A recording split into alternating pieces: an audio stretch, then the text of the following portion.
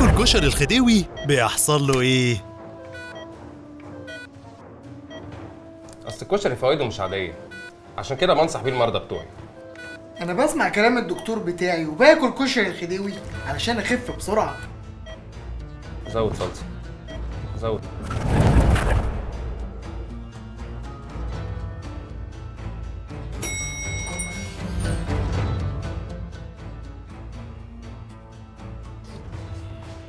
هو ده كشري الخديوي؟ كشري الخديوي انت عرفت؟ ايه ده؟ كلت الاوردر؟ مرتبي بيتخصم مني كل شهر غصب عني، ما انا مش بقدر اقاومه. خديوي، انا كل يوم لازم اكل كشري الخديوي ومفيش حاجه بتسد معاها غيره. انا بقيت مركز مع الوسطى بتاعي وما عادش بيضربني بالمفتاح من ساعه ما بدات اكل كشري الخديوي. جدع يابا. اللي بياكلوا كشري الخديوي فاهمين فوائده، علشان كشري الخديوي معمول بحب.